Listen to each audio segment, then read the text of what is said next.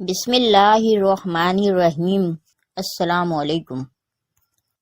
قرآن مجید فرقان حمید میں اللہ رب العزت نے ہر انسان، چرند پرند، حتیٰ کہ اس دنیا میں اللہ رب العزت نے جتنی بھی مخلوق پیدا کی ہیں ان کا وارث محبوب مصطفیٰ صلی اللہ علیہ وآلہ وسلم ہے۔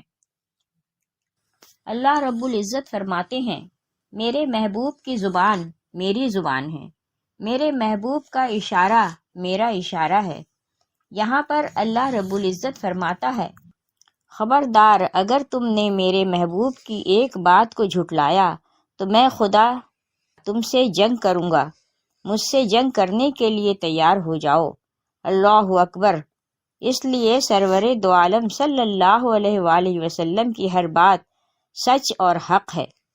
نبی کریم صلی اللہ علیہ وسلم نے ہمارے اور تمہارے لیے 40 تحفے باتوں کی شکل میں عطا کیے ہیں، جس پر عمل کرنے سے ہماری زندگی آسان ہو جائے گی۔ آپ کی ان 40 باتوں پر عمل کرنے سے مال و دولت اور گھر میں برکت آتی ہے۔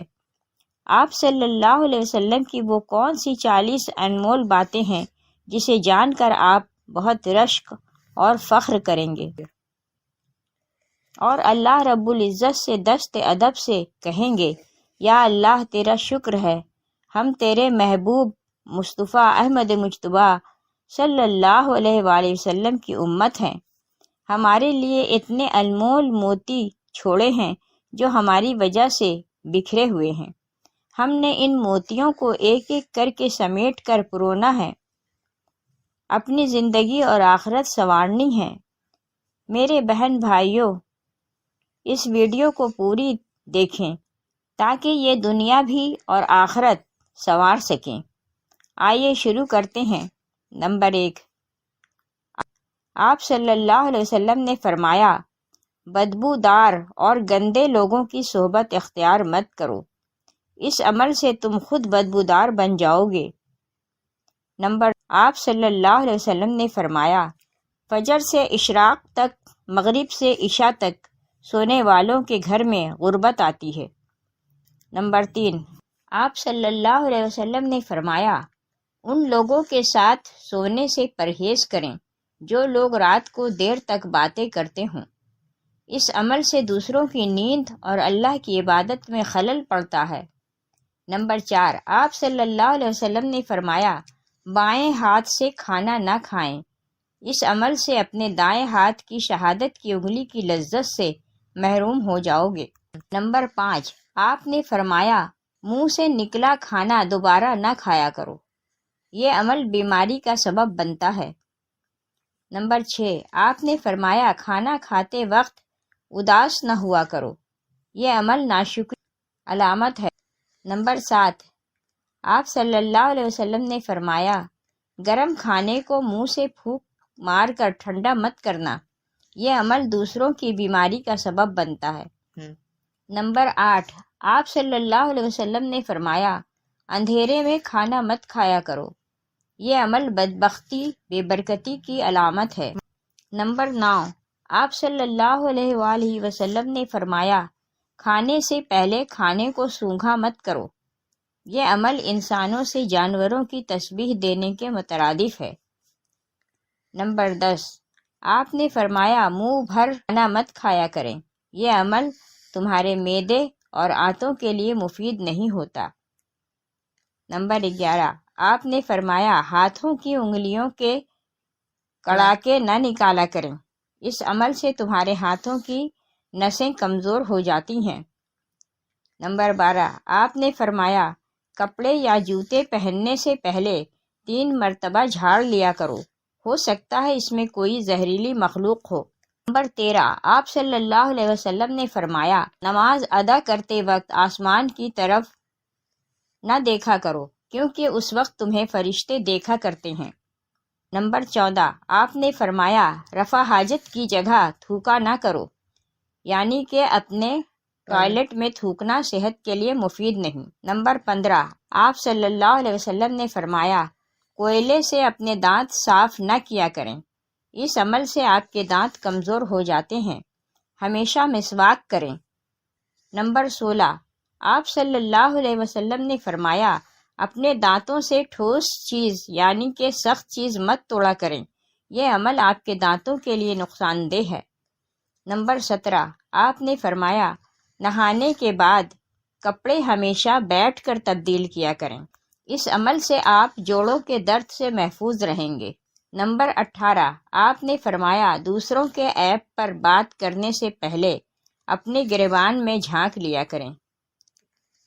نمبر 19، صلی اللہ علیہ وسلم نے فرمایا بیت الخلا یعنی کہ ٹوائلٹ میں بات نہ کیا کریں، یہ عمل جانوروں سے مشابہ ہوتا ہے۔ نمبر 20، آپ نے فرمایا دوست کو کبھی دشمن نہ سمجھنا ورنہ تمہیں سب لوگ دشمن نظر آئیں گے۔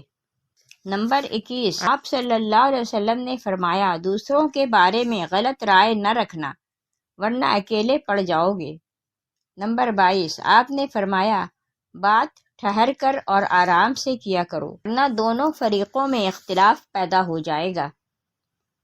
نمبر 23، آپ صلی اللہ علیہ وآلہ وسلم نے فرمایا سفر کرتے وقت پیچھے مڑ کر نہ دیکھا کریں ورنہ تمہارا سفر ختم ہی نہ ہو جائے گا۔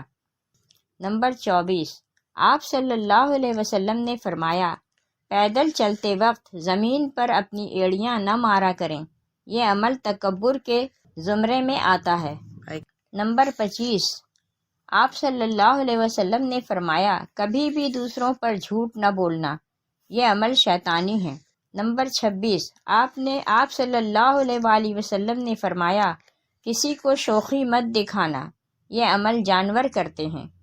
نمبر 27، آپ صلی اللہ علیہ وآلہ وسلم نے فرمایا دوسروں کی مدد کرنے میں دیر مت کرنا، یہ عمل جنت کے دروازے تک لے جائے گا۔ نمبر 28، آپ صلی اللہ علیہ وآلہ وسلم نے فرمایا کوئی بھی کام کرنے سے پہلے کسی عقل مند سے مشورہ ضرور کر لینا، یہ عمل برکت کا سبب بنتا ہے۔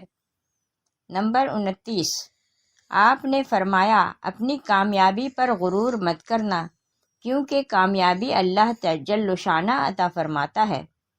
نمبر 30، آپ صلی اللہ علیہ وآلہ وسلم نے فرمایا گداگروں اور فقیروں کا پیچھا مت کرنا، یہ عمل آپ کو بہت پیچھے لے جائے گا۔ نمبر 31، آپ نے فرمایا غربت اور تنگ دستی پر اللہ کا شکر ادا کرنا، یہ عمل آپ کو اللہ کے غیبی خزانوں تک لے جائے گا۔ نمبر 32، آپ صلی اللہ علیہ وآلہ وسلم نے فرمایا مہمانوں کی کھلے دل سے خدمت کرنا، یہ عمل آپ کے لیے سخاوت اور امیری کا سبب بنے گا۔ نمبر 33، آپ صلی اللہ علیہ وسلم نے فرمایا برا کرنے والے سے حسن سلوک سے پیش آنا، یہ عمل ان کی برائی سے کہیں زیادہ ان کو چوٹ دے گا۔ نمبر 34، آپ صلی اللہ علیہ وآلہ وسلم نے فرمایا جتنا رزق تمہیں اللہ جل شانہ نے عطا کیا ہے اس پر شکر ادا کرنا، اس عمل سے میرا رب 70% رزق بڑھا دیتا ہے۔ نمبر 35، آپ صلی اللہ علیہ وآلہ وسلم نے فرمایا زیادہ نہ سویا کرو، یہ عمل تمہاری یادداشت کمزور کر دے گی اور اللہ سے دور کر دے گی۔ نمبر 36، آپ صلی اللہ علیہ وسلم نے فرمایا اذان کے وقت اور امامت کے دوران نہ بولا کریں، یہ عمل اللہ سے دور اور شیطان کے نزدیک کرتا ہے۔ نمبر 37، آپ صلی اللہ علیہ وسلم نے فرمایا اپنی خامی کو دور کریں اور سنجیدگی اپنائیں، اس عمل سے دوسروں کی نظروں میں بہتر بن جاؤ گے۔ نمبر 38، آپ صلی اللہ علیہ وآلہ وسلم نے فرمایا اپنی زندگی میں کثرت سے استغفار کیا کرو، یہ عمل کرنے سے قبر میں آسانی ہوگی۔ نمبر 39، آپ نے فرمایا جھوٹی افواہ نہ پھیلانا، یہ عمل آپ کی رسوائی کا سبب بنے گی۔ نمبر 40، آپ نے فرمایا اللہ کے سوا کسی کے آگے نہ جھکنا، نہ ہاتھ پھیلانا، یہ عمل آپ کو بادشاہ بنا دے گا۔ نمبر 41، آپ نے فرمایا تمہاری زندگی میں کوئی ایسا موڑ آ جائے، تمہارا دماغ کام کرنا چھوڑ جائے، اس وقت قرآن مجید فرقان حمید کی تلاوت کر لینا، یہ سمجھ لینا وہ کام اللہ کے سپرد ہو گیا ہے۔ اپنے نبی سے محبت کی شمع تو جلائی رکھ، شمع جانے خدا جانے اللہ تعالیٰ سے دعا تو مانگی رکھ، دعا جانے خدا جانے۔ ہم اللہ جل شانہ سے دعا گو ہیں، اپنے پیارے محبوب صلی اللہ علیہ وآلہ وسلم کے ان احکامات پر عمل کرنے کی توفیق عطا فرمائے، پاکستان پر رحمت عطا فرمائے۔ اللہ ہم سب کا حامی اور ناصر ہو، آمین۔